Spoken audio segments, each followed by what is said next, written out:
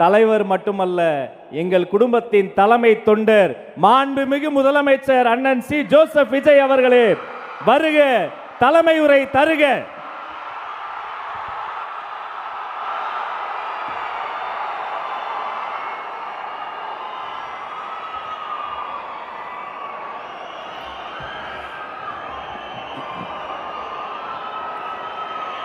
என் நெஞ்சில் குடியிருக்கும்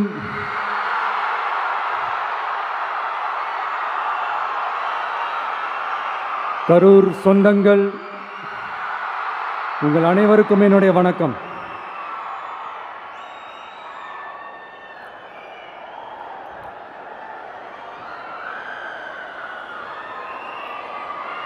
ஒரு மனுஷன் லைஃப்பில் எவ்வளோ பெரிய ஒரு உயரத்துக்கு போனாலும் மனசளவில் சில வலிகள், காயங்கள், அதை மறக்க முடியாது இல்லையா? எல்லார் லைஃப்லேயும் அப்படி தான், நமக்கும் அப்படி தான். நிறையா வலிகள், காயங்கள் எல்லாத்தையும் தாண்டி தான் வந்திருக்கிறோம். ஆனால் எல்லாத்தையும் விட ரொம்ப ஜாஸ்தியான அந்த வலியும் அந்த காயமும் எனக்கு அந்த கரூர் சம்பவம் தான்.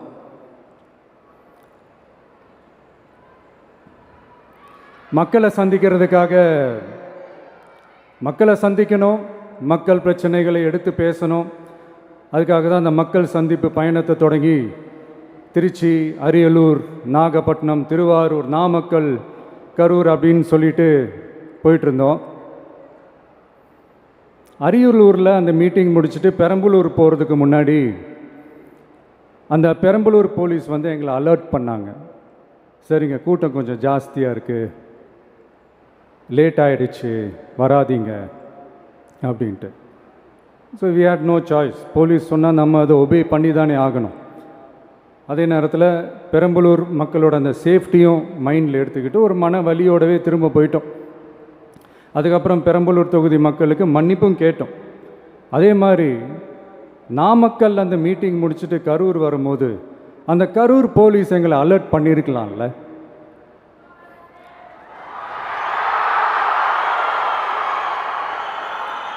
இல்லை சார், இங்கே எதிர்பார்த்ததை விட கொஞ்சம் கூட்டம் அதிகமாக இருக்குது, கண்ட்ரோல் பண்ண முடியல, வராதிங்க.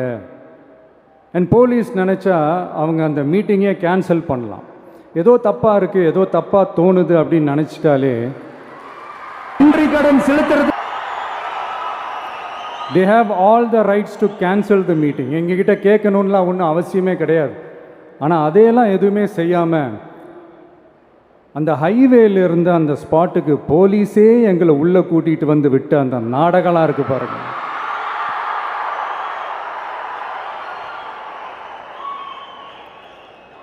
நம்பிட்டேங்க, முழுசாக நம்பிட்டேன். அன்றைக்கி இருந்த அந்த கரூர் போலீஸ் பேசும்போது தேங்க்ஸ்லாம் சொன்னேன் அவங்களுக்கு. எனக்கு தெரியாது இப்படி ஒரு நாடகம் நடக்கும். இதுக்கெல்லாம் யார் காரணம்? இதெல்லாம் யார் சொல்லி செஞ்சது? இப்படி பண்ணுங்க, அப்படி பண்ணுங்க, சப்போஸ் அப்படி நடந்தா இப்படி பண்ணுங்க, சப்போஸ் இப்படி நடந்தா இந்த மாதிரி இன்ஸ்ட்ரக்ஷன்ஸ்லாம் கொடுத்து அந்த ப்ரெஷர் போடுறது யார்?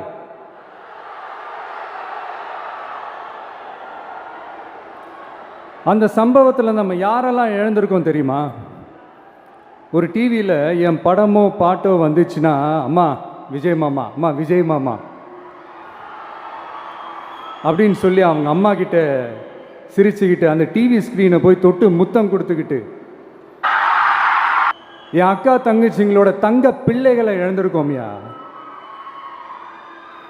மழலை கூட சரியா வராதப்போ ஒரு பேப்பர் மேகசினில் என் ஃபோட்டோவை பார்த்தா அது சிரிச்சுக்கிட்டு அந்த கள்ளங்கபடம் இல்லாத அந்த சிரிப்பு, அந்த கடவுள் மாதிரி இருக்கிற அந்த பச்சை பிள்ளைங்களை இழந்திருக்கோம்யா.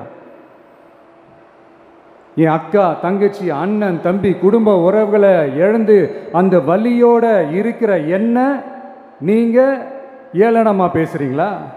என் மேலே பழிய தூக்கி போடுறீங்களா? இப்படி ஒரு சம்பவம் நடந்துருச்சு. இது ஏன் எதனால் அதுக்கான பின்னணி என்னன்ட்டு அந்த வலியோட வீட்டில் உட்காந்துட்டு இருக்கிறேன். ஓடி ஒளிஞ்சிட்டான்னு வர சொல்கிறீங்களா? வாயின்னு முன்ன இருந்தால் என்ன வேணாலும் பேசுவீங்களா?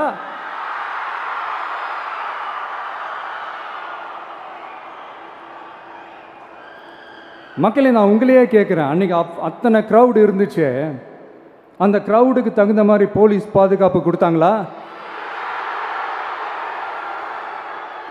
இந்த இடத்தை எடுத்துக்க சொல்லி நாங்கள் தான் சொன்னோம்னு ஒரு போலீஸ் ஆஃபீஸர் பேட்டி கொடுக்குறாரு, அதுக்கு என்ன அர்த்தம்?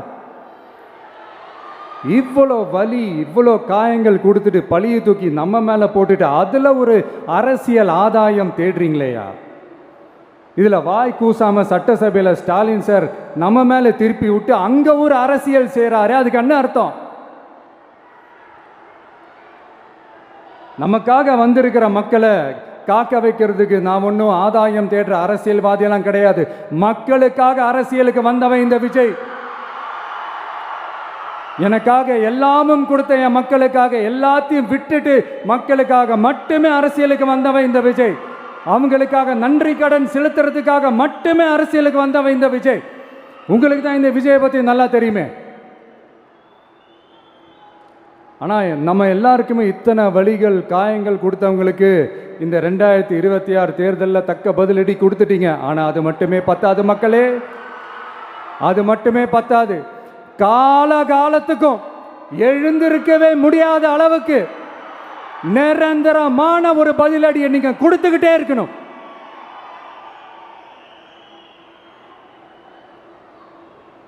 இப்படிலாம் பண்ணா நான் மக்களை விட்டு ஓடிடுவேன் நினைப்பா? யார் என்ன ஓடினாலும் நான் மக்களை விட்டுலாம் ஓட மாட்டேன். அன்னைக்கும் சொன்னேன், இன்னைக்கும் சொல்றேன், நாளைக்கும் சொல்றேன், தில்லா சொல்லுவேன், கெத்தா சொல்லுவேன். பணமா ஜனமா அப்படின்னு கேட்டா என் ஜனம் தான்டா எனக்கு முக்கியம்.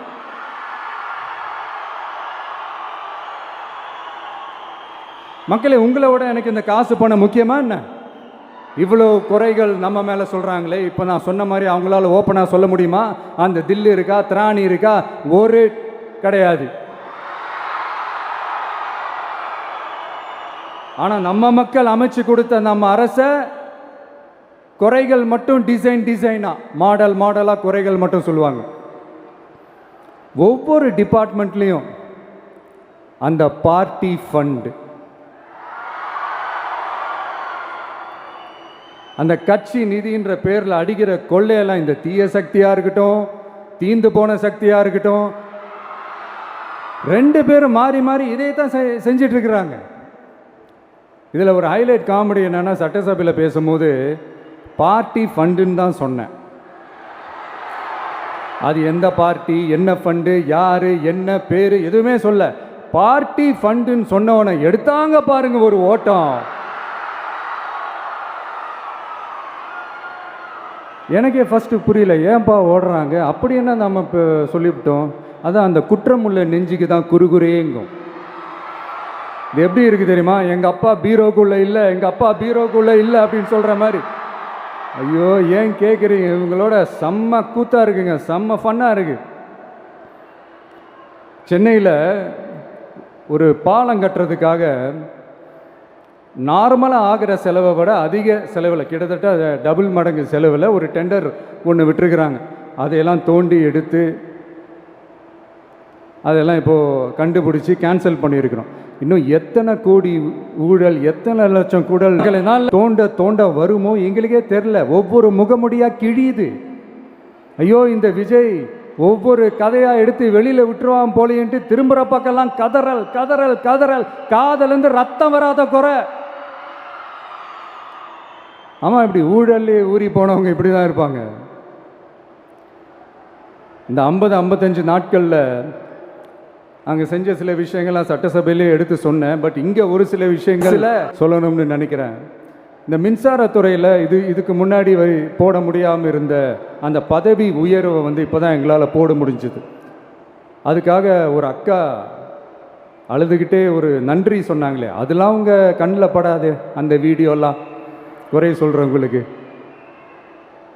அடுத்து லஞ்சம்லாம் ஒழிக்க முடியாது, ஊழல்லாம் ஒழிக்க முடியாது, அதெல்லாம் பிளட்டிலே ஊறி போய் இருக்கு அப்படின்னு சொன்னவங்க போய் ஒவ்வொரு கவர்மெண்ட் ஆஃபீஸாக பாருங்கள், ஒரு பைசா லஞ்சம் இல்லை. ஒரு பைசா ஊழல் இல்லை. வேலையெல்லாம் சும்மா டக்கு டக்கு டக்குன்னு நடக்குது. ஒரு பெரியவர் ஒருத்தர் சொல்றாரு, தம்பி வேலையெல்லாம் நடக்குது, ஆனால் அதையும் தாண்டி எங்களுக்கு மரியாதை கொடுக்குறாங்க தம்பி, உட்கார வச்சுலாம் பேசுகிறாங்க. இதெல்லாம் இதுக்கு முன்னாடி நடந்ததே இல்லை. அவனை போய் பாரு, இவனை போய் பாரு, இந்த ஆஃபீஸரை போய் பாருன்னு சொல்லி அலைய விடுவாங்க. இப்போ லஞ்சம் இல்லை, ஊழல் இல்லை, வேலையெல்லாம் உடனே நடக்குது. மக்கள் அப்படி ஒரு பெருமூச்சு ஒன்று விடுறாங்க. அதை பார்த்து நமக்கு அப்படி ஒரு ஹாப்பினஸ். இதுக்கு மேலே என்ன வேணும்? ஏன் இதெல்லாம் பண்ண முடியாது? மனசுன்னு ஒன்று இருந்தால் பண்ணலாம். இப்போ பண்ணலை. அதே மாதிரி இந்த எல்என்டி நிறுவனத்தோட 18,600 crore 3 திட்டங்கள் அந்த ஒப்பந்தம் அந்த கையெழுத்து போட்டிருக்கிறோம். கிட்டத்தட்ட 8,200 பேருக்கு வேலை வாய்ப்பு. நான் சொல்கிறது அந்த 3 மாவட்டத்தை சேர்ந்தவங்களுக்கே அவ்வளோ வேலை வாய்ப்பு. குறுவை சாகுபடிக்காக 134 கோடியில் அந்த சிறப்பு தொகுப்பு திட்டம் அறிவிச்சிருக்கிறோம் நம்ம விவசாயிகளுக்காக. இப்போவும் சொல்கிறேன், நம்ம விவசாய பெருமக்களே, உங்களோட இந்த அரசு கூடவே நிற்கும். பெண்கள் பாதுகாப்புக்காக சிங்கப்பெண் அதிரடி படை, அது உங்களுக்கு நல்லா முன்னாடியே தெரியும். வரப்போகிற அறிஞர் அண்ணா அவர்களுடைய பிறந்த நாளில் உங்கள் அண்ணனுடைய அரசில் தாய் மாமன் தங்க மோதிர திட்டம் அறிவிக்கப்படும். இதெல்லாம் கேட்டாங்களே, வாக்குறுதி கொடுத்தீங்களே, என்னாச்சுன்னு. இந்த தீய சக்தி மாதிரி ரீல் தாய் மாமன்லாம் கிடையாது, ரியல் தாய் மாமன். எப்படி? ரியல் தாய் மாமன்.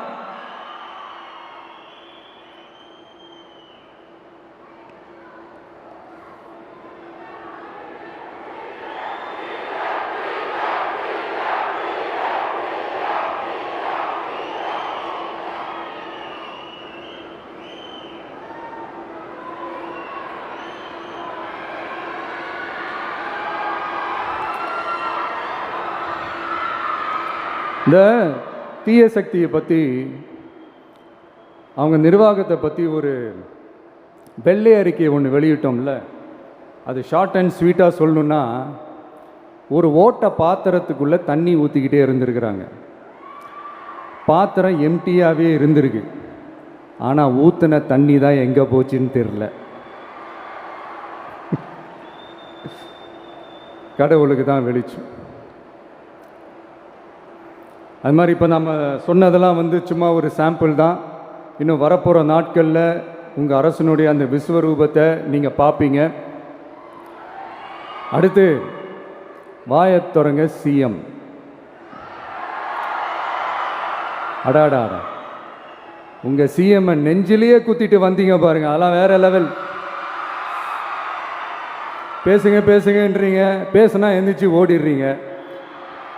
இனிமேல் பேச ஆரம்பிக்கிறதுக்கு முன்னாடி என்ன பண்ணணும் அப்படின்னா, ஒரு நண்பர் ஒருத்தர் சொன்னார், மாண்புமிகு பேரவைத் தலைவர் அவர்களே, எல்லா டோரையும் இழுத்து லாக் பண்ணுங்க அப்படின்னு சொல்லிட்டு தான் பேச ஆரம்பிக்கணும் போல் இருக்கு. ஏன்னா பேசிட்டு இருக்கும் போது எந்திரிச்சு ஓடிடுறாங்க. 5 நிமிஷம் பேசினதுக்கே குளத்தூரில் கொத்து பரோட்டா போட்டாங்க. இதுக்கு மேலே பேசினா மொத்தமாக முடிஞ்சிடும், பார்த்துக்கங்க. நாம் அரசியல் பேசினா விஜயெல்லாம் அரசியல் பேசலாமா அப்படிங்கிறது. சரிப்பா, நமக்கு எதுக்கு வம்பு, நம்ம பாட்டுக்கு நம்ம வேலையை பார்ப்போம், எதுக்கு அவங்கள பற்றி பேசிக்கிட்டு அப்படின்னு இருந்தால் விஜய்க்கு அரசியலே பேச தெரில அப்படிங்கிறது. இப்படியே மாறி மேகதாது அணையை பற்றி என்ன தெரியும், விஜய் அதை பற்றி பேசலை. இப்படி நம்ம அரசியலுக்கு வந்ததுலேருந்தே ஒரு கூட்டம் குறை மேலே குறையா சொல்லிக்கிட்டு, பாட்டுக்கு பாட்டு கச்சேரி எங்களுக்கும் பண்ண தெரியும், பண்ணலாமா? இந்த மேகதாது அணை சம்பந்தமான அந்த வழக்கில் தமிழ்நாட்டோட பெட்டிஷனை சுப்ரீம் கோர்ட் எப்போ ரிஜெக்ட் பண்ணுச்சு? அப்போ யார் ஆட்சியில் இருந்தா? ஏன் ஒழுங்காக வாதாடல? நீங்கள் ஒழுங்காக வாதாடி இருந்தீங்கன்னா அதை ரிஜெக்ட் பண்ணியிருக்க மாட்டாங்கல்ல. ஏன் ஸ்டாலின் சார் வேணும்னே விட்டுட்டாரா? ஏன் இப்படிலாம் கேள்வி கேட்கலாமா? இப்படிலாம் கேள்வி கேட்டால் தான் மேகதாது அணையை பற்றி பேசுனதா அர்த்தமா? ஏன் அந்த ஸ்டேட்டு சிஎம் பேசுகிறாரு, நீங்கள் ஏன் பேசலை அப்படின்னா, நம்ம ஸ்டேட்டோட உரிமையை எங்கே நிலைநிறுத்தணுமோ அதுக்காக வேலை பார்க்குறது மட்டும்தான் முக்கியம். சும்மா சவால் விட்டுக்கிட்டு சீண்டிப்பார், நான் யார் தெரியுமா, தொட்டுப்பார், இப்படிலாம் பேசிக்கிட்டு இருந்தால் வேலைக்கு ஆகாது. சும்மா பேசி பிரச்சனையை வளர்த்துக்கிட்டு யார் மேலே அது பழியை தூக்கி போட்டுட்டு அப்புறம் மக்களை அம்போன்னு தெருவில் விட்டுட்டு இப்படி தான் ஒரு அரசியல் பண்ணணும்னா அந்த அரசியல் நமக்கு தேவையும் இல்லை, அதை நம்ம செய்யவும் போகிறதில்ல. Talk less work more mode தான், அதுதான் நம்ம பாலிசியே. அதனால தான் சட்டசபையில் அந்த அரசினர் தீர்மானம்னு சொல்லி ஒன்று கொண்டு வந்தோம். அது எப்படி டு டேக் இட் ஃபார்வர்ட் எப்படி கொண்டு போகணுமோ அதை சரியாக செய்வோம். சென்ட்ரல் கவர்மெண்ட்லேருந்து அந்த டீலிமிட்டேஷனை திரும்ப கொண்டு வர போகிறதா ஒரு பேச்சு ஒன்று அடிபடுது. யார் என்ன டீலிமிட்டேஷன் கொண்டு வந்தாலும் தமிழ்நாடு அது ஒத்துக்காது. நமக்கான இடத்த யாரும் பறிக்கவும் முடியாது, அது பறிக்கவும் விட மாட்டோம். இப்படி நாம் இருக்கும்போது இந்த தீய சக்தி திமுக எங்கே போய் நிற்குது, யார் கதவை தட்டிக்கிட்டு நிற்குது, அது உங்களுக்கே நல்லா தெரியும். மக்களே, இந்த தீய சக்தியும் தீந்து போன சக்தியும் வேறலாம் இல்லை, கூட்டு களவாணிங்க. சொல்ல முடியுமா அவங்களால? எங்களுக்குள்ள ஒட்டும் இல்லை, உறவும் இல்லை, அறிவிக்க முடியுமா, நிரூபிக்க முடியுமா? இந்த வரப்போகிற இடைத்தேர்தலில் அதை நிரூபித்து காட்டுங்க, அப்புறமா பேசுங்க. மக்களை, என் மனசை விட்டு கரூர் எப்பவும் நீங்காது. நமக்கு ஏற்பட்ட வேதனையான சம்பவத்தை, நமக்கு எதிராக நடந்த சதியை, சூழ்ச்சியை இனி வர்ற ஜென்ரேஷனும் அவங்களுக்கு தெரியப்படுத்தணும்ல. அதுக்காகவே இனி ஒரு அரசியல் சதியை, அரசியல் சூழ்ச்சியை யாரும் யோசிக்கவே கூடாதுன்றதுக்காகவே கரூரில் ஒரு நினைவு சின்னத்தை நம்ம டிவிகே சார்பாக அமைக்கப்படும் அப்படின்றத அறிவிக்கிறோம். அப்புறம் கரூர்லேருந்து ஒட்டுமொத்த தமிழ்நாட்டு மக்களுக்கும் சொல்கிறேன், உங்கள் டிவிக்கு அரசு உங்களுக்காகத்தான் உழைக்கும். அடிப்படை வசதிகளை முதல்ல நிறைவேற்றணும். ஒரு பக்கம் நிதி நிலைமையை சரி செஞ்சுக்கிட்டே, இன்னொரு பக்கம் அப்படியே நாம் சொன்னதில் ப்ரையாரிட்டி பார்த்து ஒவ்வொன்றா படிப்படியாக நிறைவேற்ற ட்ரை பண்ணுவோம். இது எப்பவும் உங்களுக்கான அரசாக தான் இருக்கும். இந்த விஜய் உங்கள் விஜயாக தான் இருப்பான். நீங்கள் உரிமையோட உங்கள் கவர்மெண்ட்டை நீங்கள் அணுகலாம். இந்த தீயசக்தி ஆட்சி முடிஞ்சு பொட்டிக்குள்ளே போனதுலேருந்தே என்னென்னமோ பண்ணுறாங்க, ஏதோ பேசுகிறாங்க. சோஃபாங்கிறாங்க, வாஷிங் மிஷினுங்கிறாங்க. இந்த அரசியல் வியாபாரம் பண்ணுறதுக்கான அந்த வெண்டிங் மெஷினே அவங்க தான். யார்? இந்த திமுக. இதில் நம்மளை பார்த்து வாஷிங் மிஷினுங்கிறாங்க. எலெக்ஷனில் ஓட்டுக்கு காசு கொடுக்குற அந்த கலாச்சாரத்தையே, அந்த கல்ச்சரை அடித்து நொறுக்கி இருக்கிறோம். எலெக்ஷன்லேயே அப்படி வேலை பார்த்த நமக்கு எதுக்கு இந்த குதிரை, கழுதை, ஒட்டக பேரெல்லாம்? மக்களின் பக்கம் அப்படி இருக்கும்போது நமக்கு எதுக்கு இந்த பேரெல்லாம்? இந்த திருட்டு திமுக ஆட்சியை வச்சுக்கிட்டு ஊரடிச்சு ஒலையில போட்டு இந்த கொள்ளையை அடித்ததுனால தான் உங்கள் கரூர் கம்பெனி ஓனர் ஒருத்தர் எங்கே இருக்காருன்னே தெரியாமல் ஓடு ஓடு ஓடு ஓடு ஓடு ஓடு ஓடு ஓடு வராம் பாரு வேட்டக்காரன் ஓடினே இருக்கிறாரு. இன்னொருத்தர் ஃபாரின்ல போய் ஒளிஞ்சுக்கிட்டார். ஃபாரின்னவொன்னே ஸ்டாலின் சார்ன்னு நினச்சிட போறீங்க. அவர் இல்லை. எனக்கு எப்பவுமே ஸ்டாலின் சார் மேலே ஒரு தனி பாசம் ஒன்று உண்டு. அவர் கிடையாது, இவர் வேற. சிங்கப்பூருக்கு செக்கப்புக்கு போனார்ல அவர். இன்னும் தோண்ட எத்தனை பேர் மாட்ட போகிறாங்களோ தெரில. உங்ககிட்ட யாராவது லஞ்சம் ஏதாவது கேட்டாங்கன்னா கொடுக்க முடியாது சொல்லுங்கள், நான் இருக்கேன் உங்களோட. அப்படியே யாராவது ஃபோர்ஸ் பண்ணாங்கன்னா, இது எங்கள் மகன், எங்கள் புள்ள, எங்கள் அண்ணன், எங்கள் தம்பி, எங்கள் விஜய், எங்கள் விஜயோட ஆட்சின்னு ஸ்ட்ராங்காக சொல்லுங்கள். மக்களை, நீங்கள் கூட இருக்கும்போது லஞ்ச ஊழல் மட்டும் இல்லை, அதிகாரத்தை வச்சு ஆட்டம் போடுற யாராக இருந்தாலும் அடங்கிடுவாங்க. இந்த கடமை, கண்ணியம், கட்டுப்பாடுன்ட்டு ஒரு காலத்தில் கொள்கையோடு இருந்த கட்சியெல்லாம் இன்னைக்கு எப்படி இருக்கான்னு உங்களுக்கே தெரியும். அதாவது இந்த டிவிகே கட்சியோட தலைவரை எதிர்க்கிறதுல ஒரு நியாயம் இருக்கு. ஏன்னா உங்கள் பொழப்பில் மண்ணள்ளி போட்டான். என்ன, இந்த ஊழல் லஞ்சம்லாம் பண்ண மாட்டேன்னு சொல்லி உங்கள் அரசியலையே ஒரு தெருமுனைக்கு கொண்டாந்து விட்டான். மக்கள் வேறு அவனை தான் நம்புகிறாங்க. ஸோ இந்த விஜயை எதிர்க்கிறதுல ஒரு அரசியல் நியாயம் இருக்குது, அதை புரிஞ்சிக்கலாம். ஆனால் இன்றைக்கி இந்த விஜயை மக்கள் ஓட்டு போட்டு ஜெயிக்க வச்சு ஒரு தீர்ப்பை கொடுத்து மக்களுக்காக வேலை செய்கிறதுக்காக முதலமைச்சராக உட்கார வச்சிருக்கிறாங்க. என்னமோ இன்னமும் நீங்கள் தான் ஆட்சியில் இருக்கிற மாதிரி. விஜய் கரூருக்கெல்லாம் போகக்கூடாது, விஜய் இங்கே போகக்கூடாது, அது செய்யக்கூடாது, இது செய்யக்கூடாதுன்னு எனக்கு புரியலையே. ஆட்சியில் இருக்கும் போது தான் இவ்வளோ கட்டுப்பாடெல்லாம் போட்டிங்க, எஸ்ஓபிஸ்லாம் போட்டிங்க, ஸ்டாலின் சார் ஆப்ரேட்டிங் ப்ரொசீஜர்லாம் போட்டிங்க. இப்போவும் அதே பண்ணிட்டு இருந்தீங்கன்னா என்ன சார் நியாயம்? இல்லை நான் தெரியாமல் தான் கேட்குறேன். இன்னும் கனவுலையே இருக்கிறீங்களா? முதல்ல முழிச்சு வாங்க, ரியாலிட்டிக்கு வாங்க. உங்கள் ஆட்சியெல்லாம் வீட்டுக்கு போய் டிவிக்கேன்னு ஒரு ஆட்சி வந்து ரொம்ப நாள் ஆச்சு. ஒழுங்கா படி என்று சுப்ரீம் கோர்ட் ஓங்கி மண்டேலியே நறுக்கு நறுக்கு நறுக்கு என்று செம்மட்டியாலே அடிச்சும் இந்த திமுக முழிச்சிக்கல அப்படின்னா அப்போ கொஞ்சம் கஷ்டம்தான். வெற்றி தோல்வியெல்லாம் அரசியலில் சகஜம் சார். அதுக்காகலாம் வெறி பிடிச்சி இந்த பதவி வெறி பிடிச்செல்லாம் அலைய தேவையில்லை. நல்ல விதமாகவே சொல்கிறேன், நியாயமான அரசியல் பண்ணுங்க. ஓ, அதுதான் உங்களுக்கு தெரியாதுல்ல. இந்த தீய சக்தி திருத்தவும் முடியாது, அவங்களா திருந்துவாங்கன்னு பார்த்தா அதுவும் நடக்க போகிறதில்ல. அதனால் வரப்போகிற இடைத்தேர்தலில் மக்களே இந்த தீய சக்தி திமுகவை நல்லா வெச்சு வெளுத்து விடுங்க. கான்ஃபிடண்டா இருங்க மக்களே, நல்லதே நடக்கும், வெற்றி நிச்சயம். மீண்டும் சந்திக்கும் வரை நன்றி, வணக்கம்.